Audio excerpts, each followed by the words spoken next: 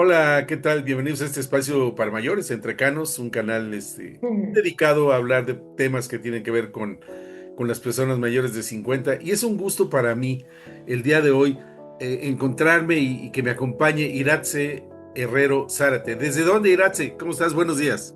Hola, buenos días. Pues yo estoy aquí en España. Yo soy nacida en Bilbao, pero ahora temporalmente estoy viviendo en la provincia de Burgos, que es más o menos el centro de la península. O sea, de un puerto te A fuiste a otro. Burgos. Eso es, sí, me fui de un puerto al interior. Exacto, eso veo. Muy bien. Y el tema de hoy es un tema por demás interesante porque vamos a hablar de gerontocriminología, ¿cierto?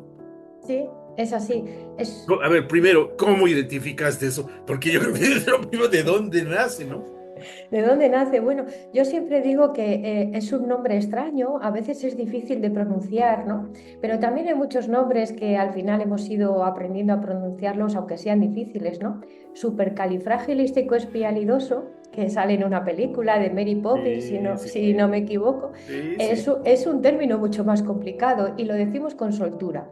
Entonces es muy sencillo de pronunciar, solo hay que coger la palabra gerontología, la palabra criminología y unirlas. Gerontocriminología. Es un término que, como suelo decir a veces, ¿Se cortó tu micrófono? no, el mío se oye Ah, bien. dijiste es un término que a veces. Digo que es un término que a veces, utilizando el humor, porque el humor no está reñido con la profesionalidad, suelo decir que no es resultado de una aparición mariana ni de una noche loca, sino es el resultado de un proceso de casi 20 años de trabajo personal en el que yo empecé a darme cuenta que tenía una necesidad de ir definiendo un espacio que estaba viendo que no estaba atendido, que eran aquellas situaciones donde las personas mayores son víctimas de delitos o de violencia y también cuando los cometen. Entonces es ahí cuando empecé yo a estudiar y a trabajar para empezar a darle un poco de cuerpo a esas necesidades profesionales que me iban surgiendo y que yo veía que en la práctica de las disciplinas en las que yo trabajaba pues no estaban cubiertas. Claro. Y fíjate qué importante. Geronto, Ujú. mayores, ancianos, yo no sé cómo lo quieras definir. Sí. Criminología, todo aquello que es indebido o ilegal y que no puede Ujú. aplicarse. Y juntas los dos. Y sí, sí, sí es cierto, porque nos damos cuenta cuántas situaciones de desventaja tienen a veces, o tenemos a veces los mayores, Ujú. y no sabemos cómo paliar o Sí. defender algo a Sí. lo que tenemos derecho. Efectivamente, de hecho, fíjate, una de las ideas que yo quería transmitir con este término, que debajo de él hay una fundamentación, lógicamente, es la importancia de integrar la perspectiva de la edad. Ujú. Muchas veces lo que sucede es que desarrollamos políticas sociales, políticas públicas y nos olvidamos de la perspectiva de la edad en concreto cuando esta edad empieza a sumar años. Cuando las personas tienen 55, 60, 65, empezamos a olvidarnos de ellas en ámbitos básicos, como si los derechos se perdieran en la medida que cumplimos años. Y yo siempre me gusta reivindicar un eslogan que me gusta a veces poner debajo de ciertos títulos, ¿no? Que es los derechos no caducan con la edad. Precisamente ese derecho a que las personas mayores estén protegidas, pero también ese derecho a que las personas cuando cometen un delito puedan recibir una atención adecuada para su reinserción, que es al final la finalidad de las políticas criminológicas, es necesario introducir la perspectiva de la edad. Sin embargo, la realidad nos muestra que vivimos en una sociedad edadista que olvida a las personas mayores en este ámbito. Entonces, la idea de la gerontocriminología es eso, poner encima de la mesa la necesidad de incorporar la perspectiva de la edad en el ámbito victimológico y criminológico. Qué importante, porque de verdad que en muchas situaciones de la vida diaria se nos ve a los mayores como, ya pasó tu oportunidad, dedícate a tus Sí, nietos, ¿no? Y dices, sí, ¿y dónde, no? O sea, ¿quién los engañó? sí, efectivamente. Es que eso está muy relacionado con la educación que hemos recibido como generación, ¿no? Y como sociedad en general. Yo creo, fíjate, creo que viene de una lógica, no sé si capitalista, pero al menos sí productivista, ¿no? porque bueno, si hablamos del capitalismo, igual como socióloga habría que hacer un estudio comparativo serio con otras fórmulas como el socialismo o el comunismo, ¿no? Y no vamos a entrar ahí, pero sí desde la lógica productivista, sí que sucede que cuando cumplimos aquí en España 65 años, que es la edad legal de jubilación, que ahora están ampliando a 67, en México la que tengáis, en otros países de Latinoamérica o del resto del mundo, y es como que de repente frenáramos y dijéramos, ¿y ahora qué hago con mi vida? Y la sociedad también nos devuelve eso, ¿no? ¿Y ahora qué haces con tu vida? Pues ahora haces lo que yo te digo. Te quedas callado o callada, te dedicas a las actividades domésticas, al cuidado de las personas de tu familia, pero no hagas ruido, no formes parte de la sociedad, no reivindiques los derechos que tienes, sé formal, estate dentro de un lugar, pero sin revolucionar mucho. Y yo creo que eso es el mensaje que manda la sociedad, ¿no? Ya que no produces, tampoco pidas, tampoco demandes, tampoco actúes. Creo que es un error fundamental, un error que nos está llevando a una sociedad con una gran pérdida de valores y que también muchas veces está en la explicación final de por qué rechazamos la longevidad y la vejez. Sin embargo, fíjate, qué importante es esto. Se tiene la percepción de que el mayor no produce. Y Ujú, aquí tenemos que hablar de dos tipos de economía, lo que se conoce como economía plateada y la economía de la longevidad. La economía plateada es todo aquello que nosotros consumimos, ujú, y la economía de la longevidad es todo aquello que se hace en favor y en pro de los mayores. Bueno, en el Foro Económico de Davos de hace 2 años se dijo que los mayores en el mundo éramos solamente el 25%, o sea, en el mundo. Una cuarta ujú, parte no pintados. Está bien, pero representamos el 40% del consumo. ujú. Entonces, creo que ya pintamos. Y eso es Sí, cuando éramos el 25%, a lo mejor hoy somos el 27, el 28 y mañana sí, seremos el 32 ujú, y pasado seremos el 40 y cuando vayamos en crecimiento, ese consumo también va a ir creciendo. Con sí, lo cual, la percepción equivocada de que los mayores no pintamos en las economías de ujú, nuestros países es total y absolutamente errónea. Es una óptica obtusa que incluso empresas o gobiernos o llámenle instituciones que lo ven como, ya, estás relegado. Tú sirves para florero. O sea, sí, eso es, vas a adornar, pero no hagas ruido, no te muevas, no eso es, causes estragos, ¿no? Y sí, dices, espérame, yo tengo una capacidad económica. sí, Imagínate que a partir de la capacidad económica podamos decidir sobre ciertos temas, el que gustes, ¿eh? Salud sí, sí, sí, o sí, sí, alimentación, el que gustes. ujú, Entonces, eso de que no pintamos, sí, sí, creo que no. sí, Alguien los sí. engañó. Sí, yo creo que en el fondo de esto, es trasladado a lo que tú dices al ámbito económico, estoy completamente de acuerdo. Además, creo que has hecho una exposición muy, muy clara, ¿no?, de la situación. Creo que aquí hay un trasfondo, ¿no?, que es que vivimos en una sociedad que no da valor a la experiencia. Al final, cumplir Es, años es acumular experiencia. sí. Entonces, que vivamos en una sociedad donde hemos conseguido como logro social vivir más años y vivir con cierta calidad de vida comparado con nuestros ancestros, ¿no? Y paradójicamente, somos tan poco inteligentes como sociedad que no valoramos a esas personas que están ahí y toda la experiencia que tienen y nos pueden aportar, ¿no?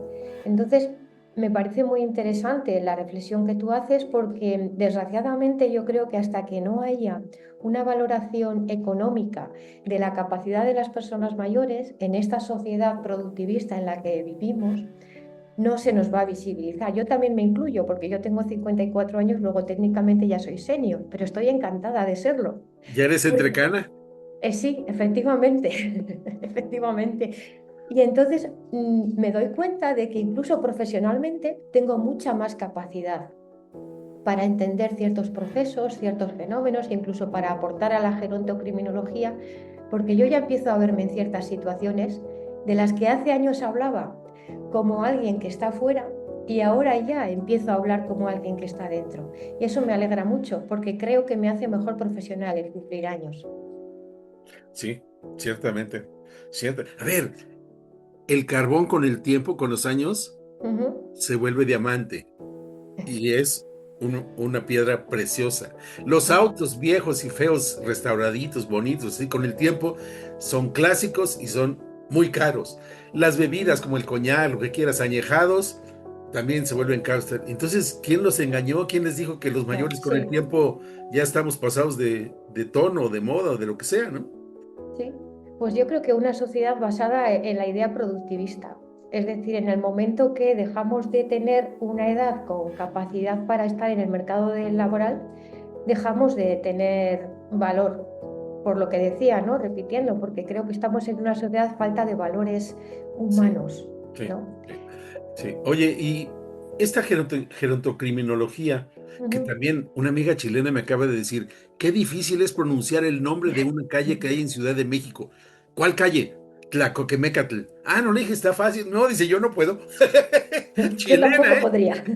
Yo tampoco Así que podría. gerontocriminología creo que va por allí. Pero bueno, Sí. gerontocriminología, ¿desde qué edad se puede uno considerar como que me acoge este enfoque de la ley o de la protección? Pues mira, yo en principio lo he enfocado desde el punto de vista de los 65 y más años, pero no de una manera estricta. ¿Por qué los 65? Porque en el ámbito en el que yo me muevo es una fecha, una edad en la que empezamos una nueva etapa vital, que es precisamente en esta lógica productivista de la sociedad en la que vivimos, la etapa vital donde nos alejamos del mercado laboral. Entonces, en las investigaciones que yo hice previamente a la creación de este término, un elemento que me salía bastante, y no solo en las investigaciones, sino también cuando yo trabajaba con personas mayores directamente en cursos, etcétera, me daba cuenta que a partir de esta época, esta etapa vital marcaba algunas diferencias entre las víctimas y los delincuentes que les diferenciaban de los que eran más jóvenes, ¿no? Por ejemplo, si una víctima quiere salir de una situación de victimización, le va a resultar mucho más difícil si tiene 80 o 90 años y no tiene una capacidad económica, por ejemplo, ¿no? Vamos a suponer una persona que quiere abandonar a su pareja y es una mujer. Aquí en España las mujeres de estas generaciones han tenido una educación en la que se les decía cuando eran jóvenes, tu misión en la vida es casarte, tener hijos y trabajar dentro de casa. Ellas ahora no tienen una independencia económica salvo la pensión de jubilación de su esposo. Esta mujer, si quiere salir de una situación de victimización en su casa, en esta etapa vital en la que se encuentra por tener 80 o 90 años, le va a resultar muchísimo más difícil que si tiene 35, porque el mercado laboral, al menos para las mujeres jóvenes, puede ser una oportunidad. Por lo mismo, las víctimas de más edad, vamos a suponer una mujer que yo conocí hace tiempo, que tenía 85 años, era victimizada por su hijo, que estaba en consumos activos de drogas y bueno, era una persona que también tenía un problema de ludopatía, bueno, una serie de circunstancias. Y esta mujer tenía que abandonar su casa. Obviamente no lo hizo porque con 85 años no tenía lugar al que acudir ni capacidad económica para una inserción en el mercado laboral que le supusiera un soporte económico. Por lo tanto, esa edad, en cuanto a la fecha de jubilación, por decirlo en términos coloquiales, me ha resultado siempre significativa cuando he visto cuál es esa barrera que marca la singularidad de las víctimas y de los delincuentes. Y es por eso que es la que yo he fijado. Obviamente, como la situación aquí al menos y en otros países de referencia que conozco también está cambiando, es posible que si tenemos esta entrevista dentro de 10 años, te diga, Luis, ahora yo creo que la barrera tendría que estar en 70 o tendría que estar en 75, porque sí que veo que estamos empezando a modificar esas etapas tradicionales con las que ahora hemos dividido la vida, pues están empezando a modificarse, ¿no? Ya no somos jóvenes como antes hasta los 20, ahora aquí en España se considera hasta los 35, por ejemplo, ¿no? Sí, Cuando en la época de mis padres 35 era ser una persona madura. sí. Entonces yo creo que dentro de 10 años te diré otra fecha, pero actualmente yo lo pondría en 65. Y es que hay muchas vejeces, ¿no? Sí, Ya no hay una, ya, y porque esa extensión de vida que vamos a tener, esos años extra que vamos a sí, vivir, pues ya sí, nos hacen decir, bueno, y viejo de qué edad, o sea, viejo en qué, claro. en qué época, en qué temporada, ¿no? Claro, no, no, fíjate, esto que dices no es una cuestión menor, es de una importancia notable porque la Organización Mundial de la Salud ya desde hace unos años aconseja que desde el punto de vista gerontológico dividamos a las personas que tienen más de 65 años en dos subgrupos porque hay unas diferencias gerontológicas entre ellas considerables, ¿no? Y esto, por ejemplo, a nivel victimológico yo también lo he visto. Entre los 65 y los 79 es cuando se recomienda aplicar el término tercera edad y entre de los 80 en adelante el término cuarta edad, ¿no? Bueno, pues traído al campo de la gerontocriminología, yo, por ejemplo, sí que cuando he hablado con víctimas o hecho investigaciones me he dado cuenta. En el primer tramo, tercera edad, la población es muy autónoma desde el punto de vista de su capacidad de desarrollar las actividades de la vida diaria, caminar, salir a hacer compras. Cada vez están también más conectados tecnológicamente, son personas también cada vez con un nivel cultural más alto. Bueno, pues los delitos que sufren estas personas son delitos que están más asociados al ámbito público, robos, por ejemplo, en la calle, al ámbito al ámbito cibernético, ¿no? Todo lo que tiene que ver con Internet, con todos los delitos que hay, ¿no? Ciberdelitos, etcétera. Sin embargo, aquellas personas que están en la cuarta edad son personas que por el propio proceso biológico del envejecimiento, que no es una enfermedad, es un proceso biológico, van a Claro. tener muchas veces un mayor grado de dependencia para poder ser autónomas. Y aquí, por ejemplo, hay más delitos relacionados con el maltrato familiar, sobre todo muchas veces por parte de cuidadores y cuidadoras, tanto en sus casas como cuando están en instituciones, ¿no? Como una residencia, un centro de día. Entonces, esta diferencia que tú dices, también desde la perspectiva de la gerontocriminología, a mí me gusta marcarla, porque las políticas de prevención no pueden ser las mismas. ¿Qué sucede? Que a veces vemos a las personas mayores encasilladas con una imagen estereotipada y única, y eso también es un error. Claro, sí, claro, por supuesto. Y lo contrasto con México y pensando en México como un referente, como una idea de que puede pasar lo mismo en Latinoamérica y estamos Sí. iguales, ¿eh? O sea, no, no es diferente, estamos iguales y bueno, esto nos aplica y nos conviene a todos.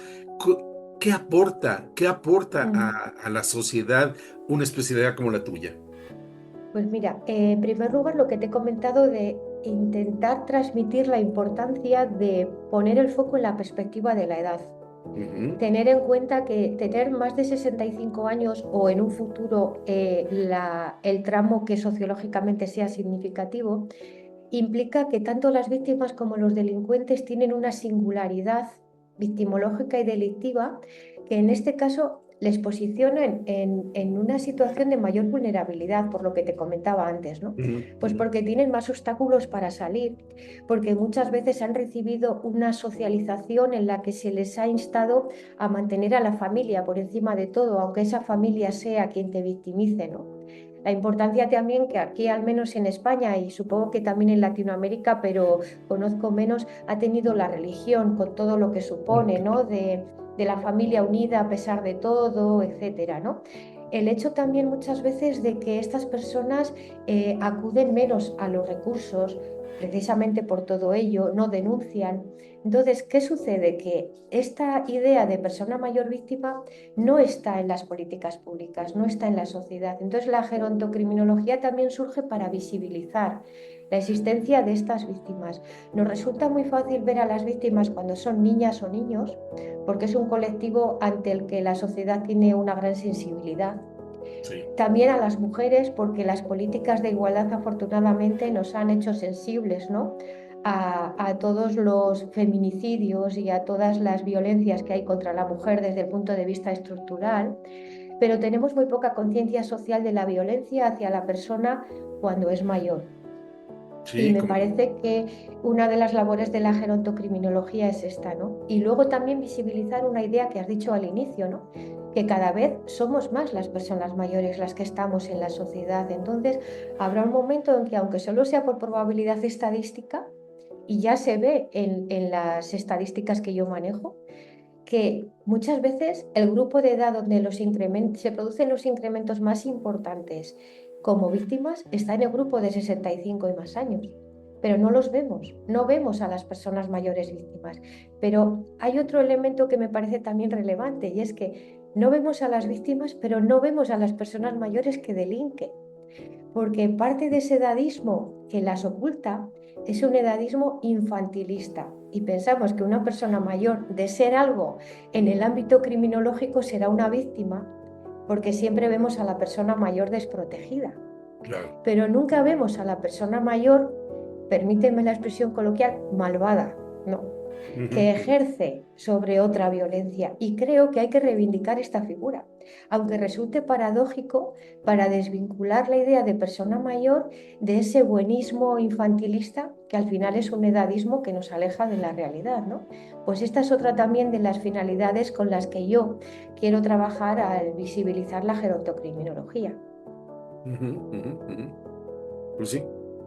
Déjeme que les diga que Iratxe es directora de Lógica, Gabinete de Investigación Social Aplicada, porque hay que entender su entorno, su formación, su trayectoria y dónde está, porque dónde, dónde es lo que está haciendo y por qué lo está haciendo, ¿no? Es, ya dije que es directora de logística y por titulación universitaria es socióloga, gerontóloga y criminóloga. Y se define como gerontocriminóloga. Ya dije que no puedo pronunciar la palabra tan fácil como ella, pero hago mi esfuerzo, ¿no? Tiene 30 años de experiencia profesional en el ámbito privado y en la administración pública, realizando investigaciones, planes, evaluaciones, formación y divulgación. Y seguramente has incidido en política pública. Ahorita nos cuentas, Sí, si me haces favor. En 2015 acuñó el término gerontocriminología, creo que ya lo dije mejor, para hacer perfecto. referencia al estudio del fenómeno del delito y la violencia en el ámbito de las personas mayores, creando un espacio de investigación y divulgación para su análisis. Esta iniciativa, esto es importante, esta iniciativa recibió la mención especial del primer premio de innovación en materia criminológica otorgado por la Sociedad Española de Criminología, SECRIM, en 2016. Es también miembro de diferentes grupos científicos de investigación sobre la violencia hacia las personas mayores. Y yo creo que desde hoy te vamos a dar el cargo honorífico de asesora de entrecanos, si me lo permites. Encantadísima y No, honradísima. no porque tengamos ninguna solicitud ahorita al respecto, pero quizá nazca a partir de una curiosidad y una inquietud particular. Eh, ya estamos en esto, ya estamos metidos en esto y me llevo a pensar que los primeros que minimizamos el daño de acciones que no son, de acciones indebidas, me parece que Mm, somos los mayores, porque sí, generalmente vienen de la propia familia. efectivamente. Entonces decimos, "Ey, es que, pobrecito, es que es tal, es cual, y no, cómo voy a hacer? Y dice uno, espérame, pues quiérete a ti mismo, ¿no? Creo. Sí. Sí, de hecho estás diciendo una de las características que marcan la singularidad victimológica, ¿no? De las personas mayores o de los adultos mayores.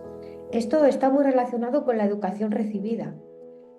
Yo creo que en un futuro, cuando generaciones educadas en otros valores vayan incorporándose a eso que llamamos las personas mayores, es probable que esta característica se modifique. Pero actualmente yo sí que me he encontrado que es uno de los mayores obstáculos que hay para que las personas mayores, cuando son víctimas de una violencia, primero sean conscientes de ella. Segundo, acudan a un recurso y ya en un tercer lugar, que a veces parece ciencia ficción, interpongan una denuncia. Entonces, aquí hay mucho de interiorización de valores de si es de mi familia, se supone que me tiene que querer, algo habré hecho yo para merecerme esto, ¿cómo voy a decir a alguien externo que alguien de mi familia me está victimizando, ¿no? Esto, por ejemplo, se potencia mucho más en entornos rurales. ¿Cómo voy a comunicar esta situación para que se entere todo el pueblo, ¿no? Luego también sucede que incluso en el ámbito fuera de la familia, también hay una minimización de esta situación, como tú bien decías, Luis, porque también es una generación que está educada en la idea de lo que yo llamo la cultura del aguantar, ¿no? Eh, las personas mayores de mi entorno aquí son personas que se han educado en una época en la que aquí en España, bueno, pues había una dictadura, entonces lo que se educaba a la gente era que no tenían derechos, que no tenían que protestar, que, bueno, pues si se les daba algo tenían que estar agradecidos. Entonces eso ha generado una interiorización de valores de que ahora pues no voy a solicitar ayuda, voy a aguantarme con lo que tengo. Entonces se refuerza al final lo que tú decías, tanto dentro de la familia como también fuera en el ámbito público. ¿Qué hacer? Pues yo creo que la clave está en campañas de sensibilización. Por una parte, fundamental en dos sentidos. Primero, hacia las y los profesionales que trabajan en este ámbito. Fundamental también hacia las personas que tienen responsabilidad política y capacidad de decidir en qué nos gastamos los presupuestos. Porque sobre el papel todas las iniciativas legislativas son muy buenas, pero esto después tiene que tener un desarrollo normativo que genere realmente unos presupuestos que puedan proveer a la ciudadanía de recursos. Y en tercer lugar, me parece fundamental y está alineado con lo que he dicho antes de no infantilizar a las personas mayores, desarrollar formación para capacitar a las personas mayores. ¿Para qué? Para que puedan identificar estas situaciones. Una de las razones que me llevó a mí a volver a la universidad con 45 años y a estudiar criminología fue porque mientras yo trabajaba previamente con personas mayores, sobre todo en el medio rural, me daba cuenta que cuando les planteaba situaciones de victimización eran incapaces de identificarlas, pero cuando les daba herramientas como la asertividad, la capacidad de decir que no, la capacidad del autocuidado, como tú antes has dicho, ¿no? El ponerse uno en primera persona y no pensar que pensar en uno es ser egoísta, Ujú. idea en la que muchas y muchos han sido educados, etcétera, etcétera, estas personas tenían capacidad de cambio. Yo soy una firme defensora de la capacitación de las personas mayores. A veces formamos a las y los profesionales, sensibilizamos a la sociedad y dejamos a las personas mayores aisladas como, si me permites la expresión, fueran tontas y fueran incapaces. No, ellas son las primeras que tienen que demostrar lo que realmente son, personas capaces de aprender, personas capaces de defender sus derechos. Lo que pasa es que yo me he dado cuenta que muchas veces en las políticas públicas no hay interés, porque es Mm. como empoderar a un colectivo que queremos que esté callado y que esté sumiso. Por eso yo creo que somos las propias personas mayores, entre las cuales felizmente tengo la osadía de incluirme, las que tenemos que empezar a reivindicar nuestros derechos, porque nadie va a venir a defenderlos, salvo que seamos nosotras y nosotros las que lo hagamos.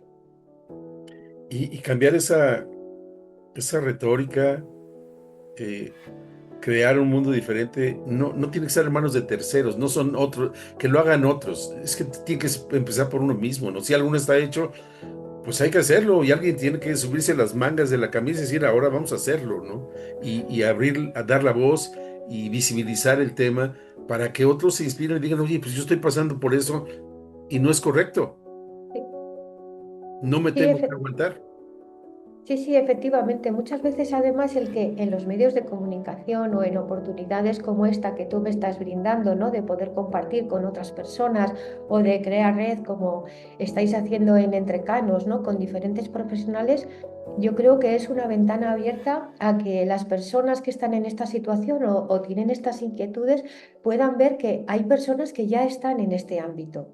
Entonces eso al final va generando alianzas, que es la única manera de poder desarrollar. Yo espero poco de las políticas públicas, ¿no? No Mm. sé si por mi formación o por haber trabajado también en la administración pública. Yo soy más defensora de la capacidad que tiene la sociedad civil de movilización. Lo que pasa es que últimamente sí que creo que estamos en unas generaciones donde tenemos muy poca capacidad de movilización, estamos adormiladas. No sé si es que hemos llegado a un estado de bienestar donde estamos tan a gusto que estamos en una zona de confort o donde estamos esperando que venga el papá Estado a resolvernos, ¿no? Y yo creo que tenemos que ir un poco más a esa idea de comunidad Sí. primitiva en la que somos las personas que estamos aquí, ¿no? Los que tenemos la suerte de conocernos como nosotros y como otros profesionales que estén a nuestro alrededor, los que tenemos que generar esta movilización. Y es que a veces el pensar, mientras no me pase a mí, que el mundo siga girando y dices, no, espera, Claro, estoy viendo que algo le está pasando a alguien, entonces eso no es sí. correcto, entonces hay que hacer algo. Sí, mira, a mí me pasa una cosa, ¿no? Yo muchas veces cuando voy a prestar servicios y tengo que tocar muchas puertas, ¿no? Para que, bueno, pues me contraten, etcétera, etcétera.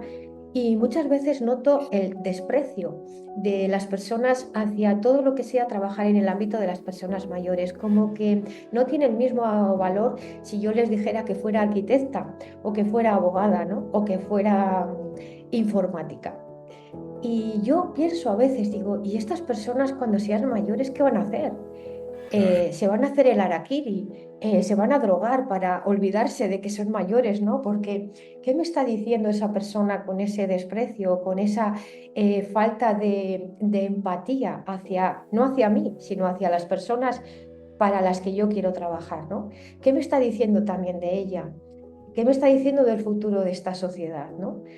¿Con qué personas podemos contar o no? Por eso, como te decía antes, reitero, somos las personas que ya estamos en este grupo, que afortunadamente hemos llegado hasta aquí, porque llegar hasta aquí es una suerte, que ha Claro. habido mucha gente que se ha quedado en el camino, las que tenemos que movilizarnos y desde la sociedad civil, yo creo que desde las políticas va a ser más complicado, ¿no? Pues sí, pero hay que levantar la mano y estar. Y Eso alguien es. tiene que empezar. O sea, Ujú. si nadie lo ha hecho, ni modo, pero alguien tiene que empezar por hacer la diferencia, ¿no?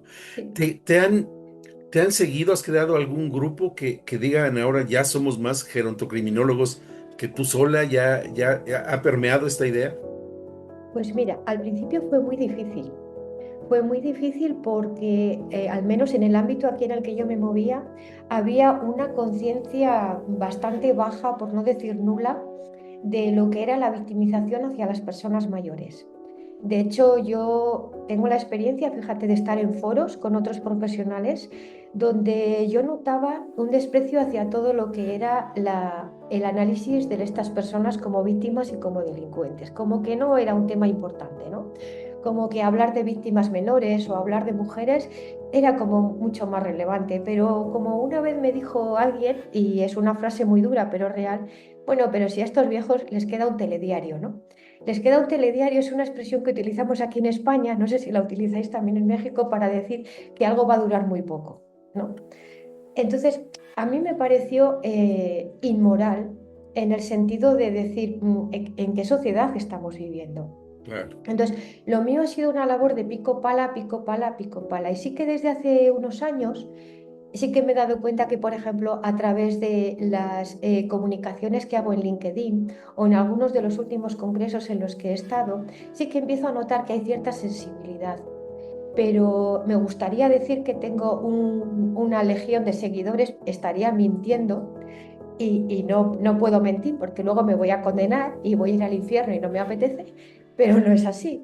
Pero sí que es cierto que estoy notando que poco a poco sí está calando esta idea, ¿no? De que las Claro. personas mayores no son solo víctimas del maltrato, que es también una idea que aquí está muy extendida. Pensamos que la persona mayor es una persona dependiente que es víctima del maltrato de quien le cuida.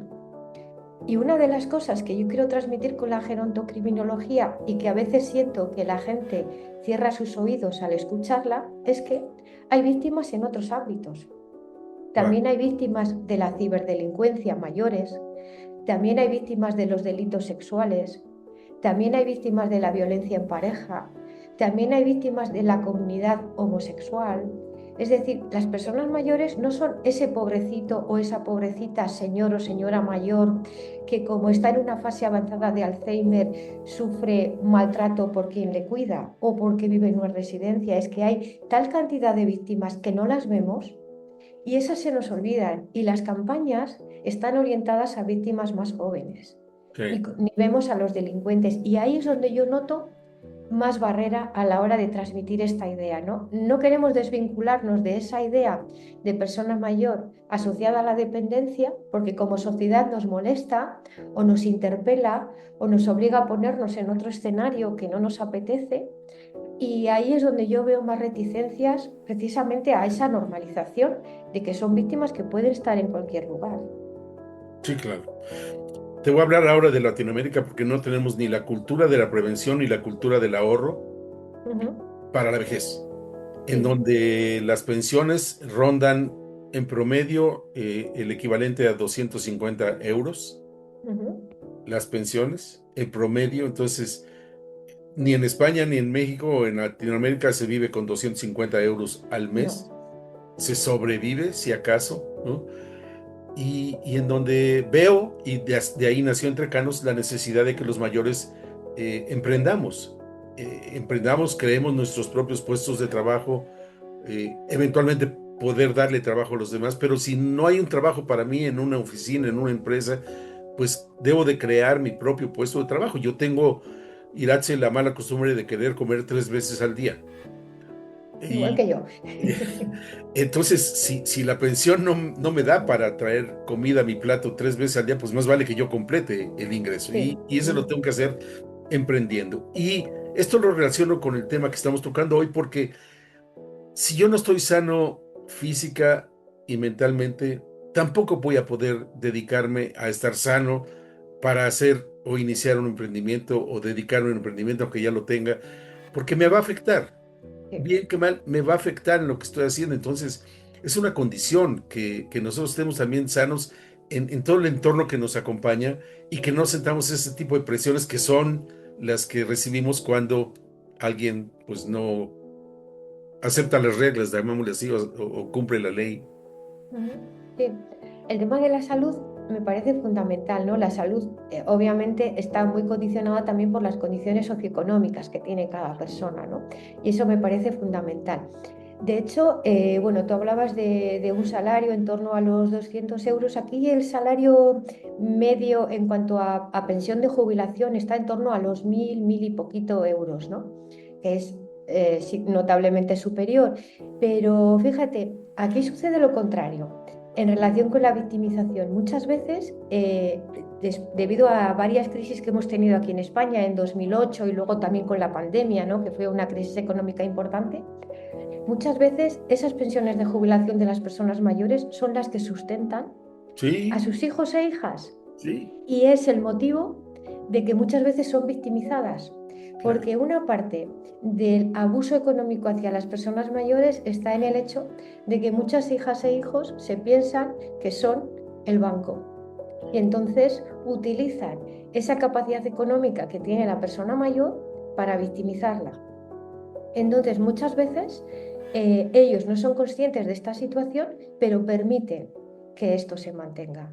Entonces, eso me parece también que es una variable importante a tener en cuenta, cómo a veces esa necesidad, ¿no? de una base socioeconómica importante para mantener la salud que permita después otro tipo de ventajas dentro de la sociedad, incluso es un elemento debido al cual muchas personas son víctimas. Sí, sí. Y el dato que te di es de aquellos que tenemos pensión. Es un Ya, promedio sí. de los que, y yo me cuento entre ellos, de los que tenemos pensión, pero te decía al principio que no hay cultura de la prevención y cultura del ahorro, Ya, con lo cual hay mucha gente, mucha gente que no tiene pensión. ya, Entonces, ni siquiera ese escaso recurso de 250 euros promedio al mes reciben. Entonces, ¿qué hay que hacer? Pues ver cómo generar, ¿no? Y si no claro. estás sano, y si no tu ambiente no es sano y tu entorno no es sano, no vas a poder. Simplemente Claro. no vas a poder. ¿Cuál sería tu recomendación, Iratze, para la gente mayor respecto de que perciba que puede ser algo que no es correcto? A ver, yo creo que es importante que sean conscientes de sus derechos. Pero ¿qué sucede? Que eso supone una labor previa, yo creo, de sensibilización. Porque si algo tiene esta generación de personas mayores es que no han sido educadas en la idea del derecho, sino en la idea de la obligación. Esto también está muy asociado a lo que tú dices, ¿no? De la situación socioeconómica de cada persona. Si yo tengo una situación socioeconómica mejor, posiblemente también en paralelo habré tenido una educación donde Mm, habré podido identificar una serie de derechos que puedo reivindicar cuando yo considere que no estoy accediendo a ellos. Entonces, a mí lo que me parece importante es que sean conscientes de que hay una serie de derechos a los que, por el hecho de ser persona, tienen facultad de acceder. Otra cosa es cada situación, cada entorno, cada sociedad, ¿no? Que facilite o no.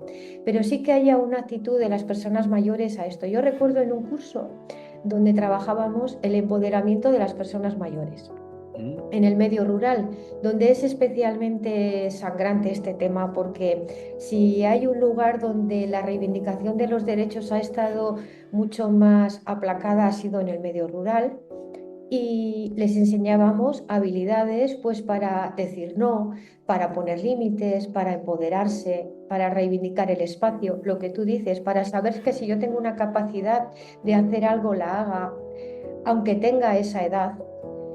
Y una persona me dijo, no sé si voy a ser capaz de cambiar mi vida con lo que tú me has enseñado, pero sí sé que me he dado cuenta de que puedo hacerlo. Y solo por eso me he dado cuenta de que valgo.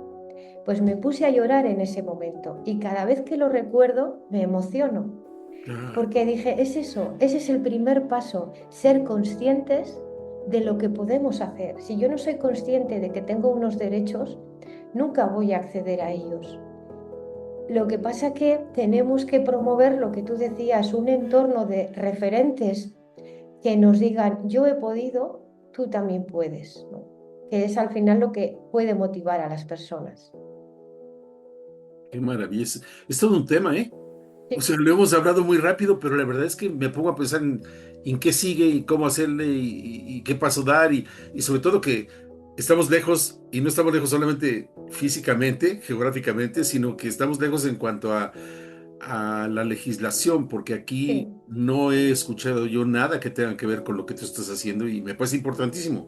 Esos mm, Méxicos que existen porque digo Méxicos, porque el sí, México de las ciudades es uno y de las capitales y de las grandes ciudades es uno, y el México del rural es otro, o de las ciudades pequeñas es otro, y no siempre llegamos a todos, ¿no? Incluso en Ciudad de sí, México hay zonas que son de muy bajos recursos en donde efectivamente mm, lo primero que tienen que hacer antes de irse a ver cómo se pelean y cómo exigen derechos es buscar cómo comer. O sea, ya, porque esa es la prioridad, ver cómo comer, ver cómo cubrirse del frío, ver cómo resolver algún tema de salud. Y la prioridad no es precisamente defender los derechos. Y yo creo que sí tenemos que visibilizar para alcanzar un mayor número de sí, personas conscientes de lo sí, que sí y de lo que no. sí, Incluso para que los que pudieran incurrir en una conducta que no sea la correcta, se detengan y sepan que puede tener una consecuencia. O sea, que claro. va a tener una consecuencia, una conducta inadecuada, tiene una consecuencia y esa consecuencia normalmente no es agradable, ¿no? Sí. Sí, es importante. Hombre, en cierto modo también el buscar la comida, el buscar el cobijo, ¿no? O unas necesidades básicas, como decía Maslow en su pirámide, es una manera también de reivindicar los derechos básicos de la persona para poder vivir, ¿no? Y es cierto lo que tú dices, que es complicado. En lo que sí nos parecemos España y México es en las diferencias entre lo rural y lo urbano. Aquí Eh, también yo ahora vivo, bueno, vengo de una capital grande que es Bilbao, pero ahora vivo en un pueblo de 85 habitantes. O sea, ah, imagínate lo que es, ¿no? Salgo a la calle y está lleno de gente. Esto es una ironía. Entonces, sí, porque ves a tres personas y dices, es una manifestación, y ¿no? digo, ¿qué está pasando? ¿No? ¿Qué problema hay que ha salido tanta gente? Y no veas sociológicamente las diferencias que hay. Somos un mismo país, pero hay unas diferencias enormes, sobre todo relacionado con los derechos, en la capacidad de identificar qué derechos tenemos y cómo los reivindicamos. En las ciudades somos mucho más reivindicativos, tenemos mucha más capacidad de protesta, incluso a veces olvidándose las obligaciones, y en el medio rural anteponemos las obligaciones y nos olvidamos de los derechos, especialmente las personas mayores. Aquí sí que es cierto que hay una protección social, que es la pensión, bien de jubilación o otro tipo de pensiones que aquí se llaman no contributivas, que cuando no has cubierto un número de años determinado para cubrir la pensión por haber trabajado, hay unas pensiones de protección social a las que puedes acceder, ¿no? Pero independientemente de esa cobertura, sí que es cierto que muchas veces la gente vive en una precariedad porque no solicitan los recursos. Aquí hay veces que hay que ir a decirle a la gente en los pueblos que tiene derecho a una persona en su casa a que le ayude al aseo, o a que le lleven un catering de comida a su casa, o a que tenga un servicio de atención diurna en el pueblo de al lado con otras personas, y no van por un tema cultural. O sea que ese es un tema también que me parece súper importante cuando hablábamos antes de qué hacer, ¿no? Sí. El factor cultural, porque a veces no es un tema solo económico, es un tema cultural. Aquí no es un problema económico, pero sí es un problema cultural y la gente sigue sin solicitar esos recursos. Y eso me parece muy importante porque nos está diciendo qué capacidad de reivindicar nuestros derechos tenemos. Qué maravilla. Esto da para hablar. Tenemos Sí, un tema de conversación muy extenso, ¿no? Pero empezamos por algo. Yo creo que eso es algo, y esto que se sí, difunde y es que la gente se entere que tiene derecho y puede hacer uso de ellos, o sea, porque el derecho es sí, para usarse, ¿no? eso es, eso es. Invocar ciertas leyes para tener una mejor calidad y condición de vida. Yo te agradezco, Iratze, y antes de cerrar, voy a Ujú. hacer dos cosas. La primera es que te voy a preguntar, mándale un mensaje, por favor, a la comunidad de Entrecanos, un mensaje especial para ellos respecto de lo que tú haces, de lo que tú sabes hacer muy bien. Pues mira, yo lo que hago no es un trabajo, es una vocación, que está orientada a trabajar para las personas mayores y con ellas, porque he tenido la inmensa suerte de encontrar personas que me están enseñando a ser mejor persona y a vivir de una manera mucho más agradable mi vejez. Yo creo que hubiera sido mucho más infeliz si me hubiera dedicado a trabajar con personas de otra edad o si me hubiera dedicado a otro ámbito. Entonces, vamos a reivindicar el valor de tener años, el valor de la experiencia, el valor de la dignidad humana aún con arrugas, que son la marca del tiempo, Claro. de un tiempo que no todo el mundo ha tenido la suerte de disfrutar, pero que también tenemos que hacerlo desde la reivindicación de que el tener años no significa disminuir los derechos. Los derechos, como he dicho antes, no caducan con la edad. Los derechos se mantienen. Mantenemos el derecho de la dignidad de la persona, el derecho a la protección de la persona, a no ser víctima de ninguna violencia y sobre todo a que la sociedad nos considere como lo que somos, personas que formamos parte de ella y que tenemos mucho que decir. Qué maravilla. Pues sí, completamente de acuerdo contigo, lo dijiste, lo expresaste de manera inmejorable. Y para cerrar, te voy a hacer una pregunta que seguramente te hicieron cuando eras niña y luego no te la volvieron a Mm, hacer nunca y no te la hiciste tú. Y la hago así sin avisar a propósito para que nos tener la respuesta que se nos venga en el momento. vale. Iratze, ¿y tú qué piensas hacer cuando seas grande? Ay, yo quiero ser feliz. Sí, feliz. Qué De maravilla. niña no te lo hubiera dicho, de niña te hubiera dicho, por la educación que yo tuve, yo quiero ser maestra, quiero ser peluquera, quiero ser madre. Pero ahora que tengo la suerte de ser senior y de tener 54 años y de tener a mi alrededor tantas personas más mayores que yo quiero ser feliz, feliz, sí, y cumplir años como los estoy cumpliendo, feliz. Y darme cuenta de que la vida es un regalo y que los años son un regalo. Los años son un regalo. Son un regalo maravilloso, son un regalo. Y no cualquiera los alcanza a disfrutar, ¿eh? Porque no ¿No? cualquiera llega. Hay mucha ¿No? gente que se queda en el camino por distintas Sí, razones y sí, nosotros tenemos que dar gracias por estar donde sí, estamos. Y yo te sí, doy eso es gracias a verdad. ti por esta conversación muy interesante. El tiempo se pasó muy rápido, pero con mucho contenido, con mucha Mm, profundidad, con mucho conocimiento y gracias por convidarnos a esto. Yo digo que no compartimos, nosotros convidamos, porque estamos dando parte de nuestra vida en lo que estamos entregando a los demás. Entonces, gracias por convidarnos de este conocimiento tuyo y quizá vale la pena pensar en otro tema para desarrollar en un futuro, porque creo que ujú. esto aquí no se acaba. Efectivamente, pues yo quiero darte las gracias a ti, Luis, por tu amabilidad, por esta acogida tan cariñosa que has tenido de la gerontocriminología y por lo bien que me tratas siempre que tenemos la ocasión de hablar, por esta oportunidad que me estás dando de visibilizar esta palabra tan extraña, pero que yo creo que con un poco de práctica en breve todo el mundo la pronunciará correctamente. Tú la Sí. pronuncias muy bien. Muchísimas gracias y sobre todo enhorabuena por vuestra labor, por la visibilización que estáis haciendo de las personas adultas mayores y por todo lo que estáis contribuyendo a reivindicar los derechos de los que ya somos entrecanos y entrecanas. Y muchísimas gracias por todo y un fuerte abrazo desde la distancia, pero desde la cercanía emocional. Eso es lo mejor, eso es cierto. Muchas gracias, Iratzi. Gracias a todos los que se Gracias. conectaron a este espacio para mayores de Entrecanos. Nos vemos en la siguiente charla. Es un gusto platicar con ustedes y con nuestros invitados, nuestra invitada Iratzi desde España. Gracias, muy buen día. Gracias.